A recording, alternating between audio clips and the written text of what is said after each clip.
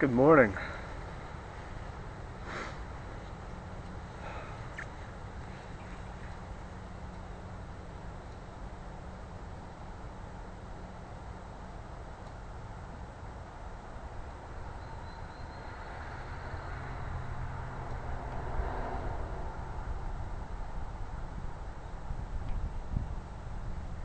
World's turning green again.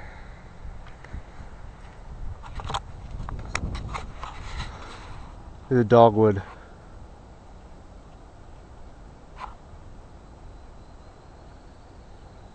Gorgeous dogwood. Our apple tree, full of blossoms.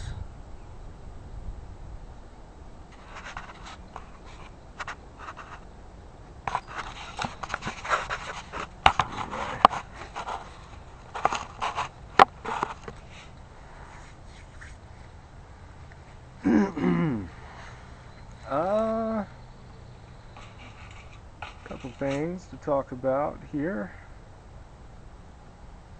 One, for those of you who may or may not be familiar, on my very early videos, my battery would be low. I talked about how I fast-tracked my meditation. I talked about chakra meditation because I had done it before, and then I had stopped for a while, and then over the past year and a half, couple of years, I had started back up again because, you know, felt compelled to. And I discussed how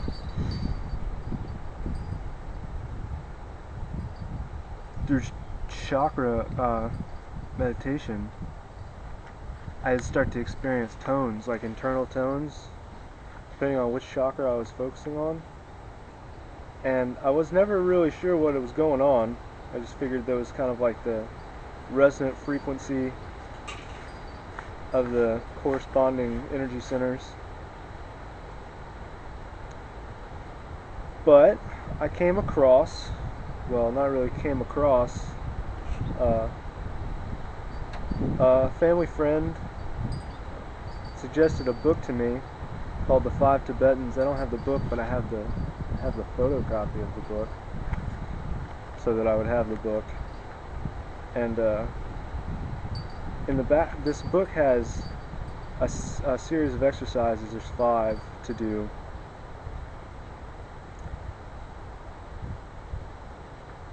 For certain things. I'm not really get into the book because that's not really the point of this post. What I found interesting was in the back of it, it has some various meditation techniques and yoga nidra, beginning with deep relaxation, talks about self-healing, and it gets into some kundalini meditations. And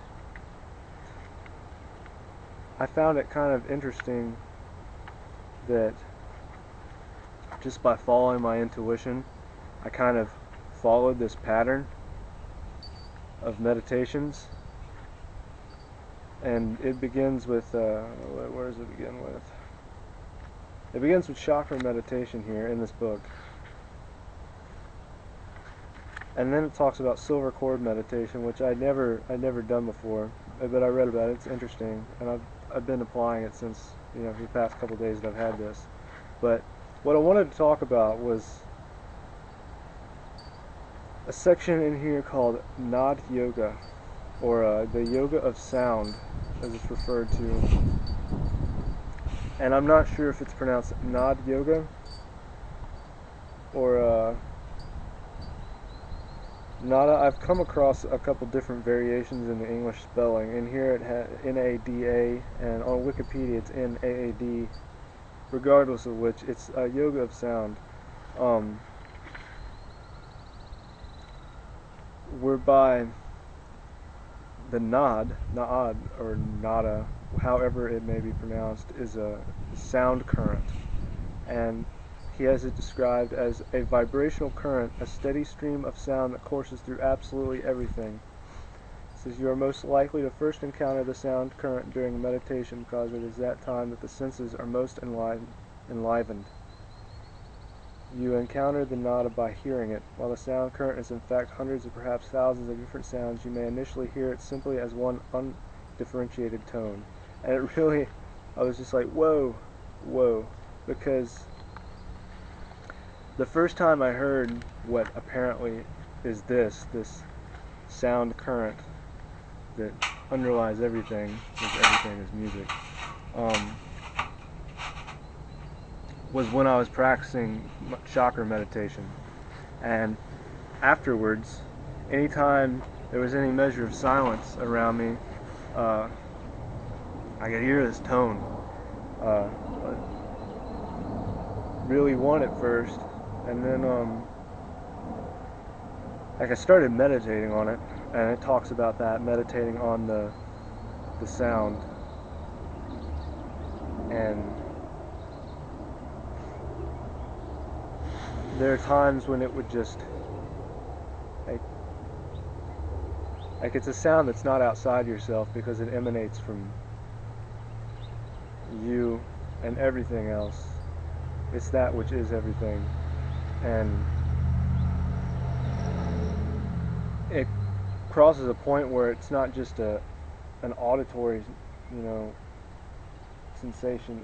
It can be a physical sensation. Like you feel it like pulse through you in waves sometimes, and I hear that. I've heard it for going on about a year. Every day. It's constant. Like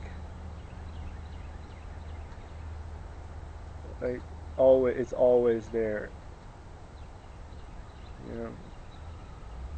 Sometimes it's stronger than other times, but I wake up and I go to sleep to it.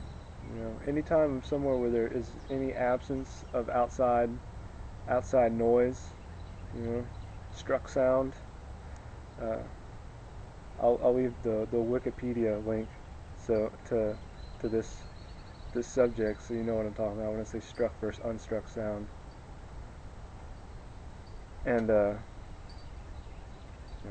that's struck sound. The tones are unstruck sound.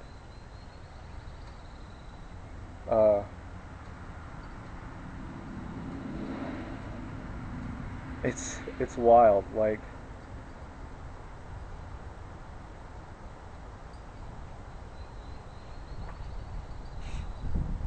the wind is struck sound.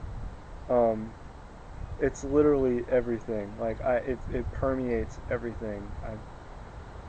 And it's really interesting to finally discover what it actually is. This yoga of sound that I've been practicing instinctually, and I had no idea what it was. Neat. But enough of that. One other thing I wanted to talk about on this 50th anniversary of Yuri Gagarin's space flight, sub-orbital space flight.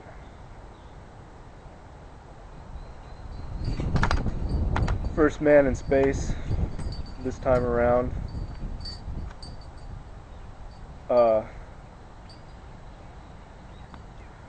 The subject might go a little down the rabbit hole, so prepare yourselves. A little on automatic writing. For those of you who are seen any of my previous videos, know some of my backstory and whatnot. Some of the strange, not to me, but unusual per se experiences, phenomena that I've experienced in my life. There are times when I'm just kind of, I'm going to say I'm bored, but I like to, I enjoyed, stillness, and I'll just want to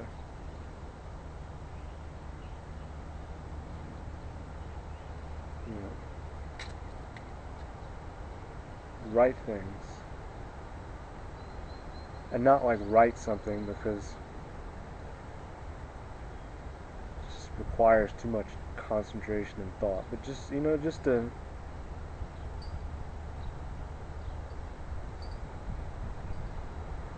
I get this thing about glyphs, but what I've done, and I have a short clip that I'll just include it at the end so I don't have to worry about any sort of real fancy editing. And I'll show you something that I've done on the past couple days. It's almost like meditative. It's really calming, and I've seen this in other videos. One particular that a good friend shared with me, but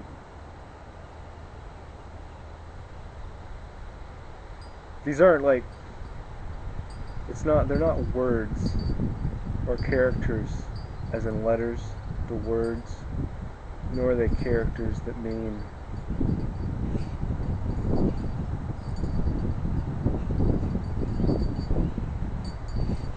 they're like multi-dimensional characters. They have more meaning than can be applied to language, because language is kind of one-dimensional.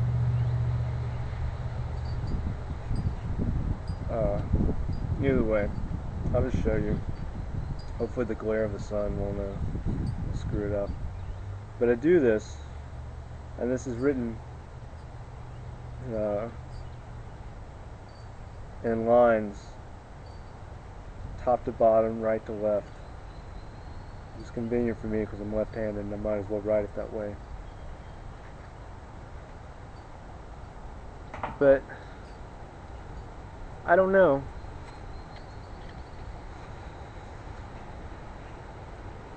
There's a great sense of peace. Like I say, it's meditative. I do it, I just allow, you know,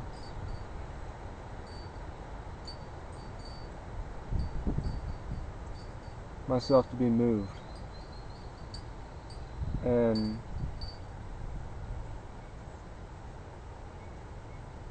of course, you know, don't ask me to read it. I can't read it. But I can kind of just look at it and not apply any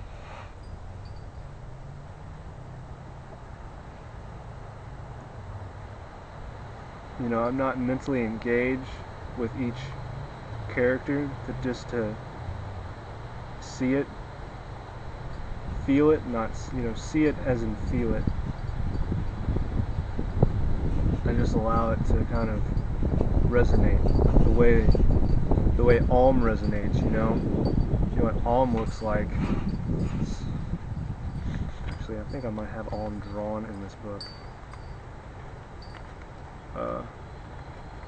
Om's a character in the respect that it's written Om, but it's more than just a word.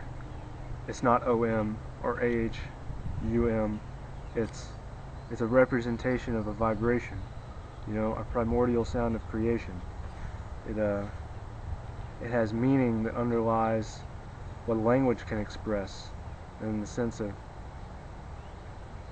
letters, words,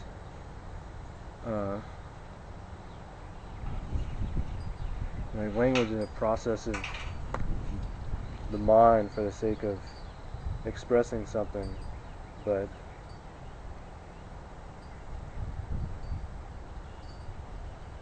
there's no language to stillness, and it could be more moving than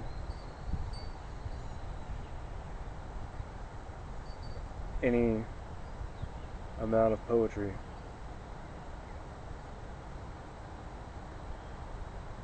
Like nature. Like a Mandelbrot,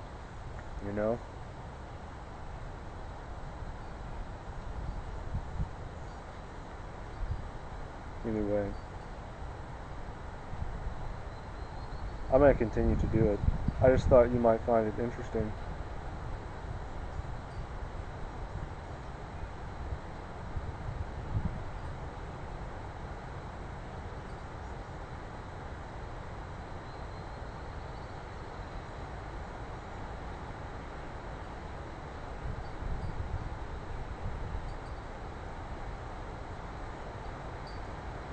It speaks to the heart. It contains a flow of energy that doesn't register with the head. It bypasses logic.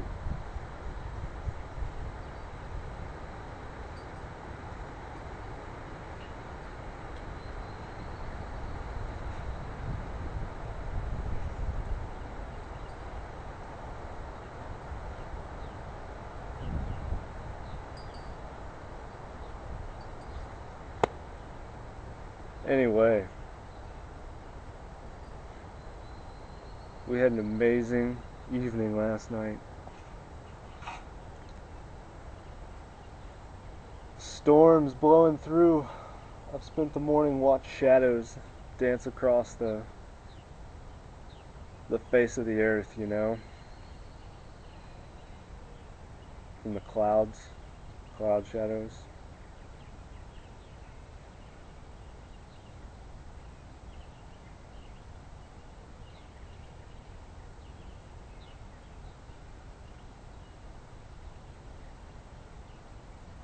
We live in amazing times.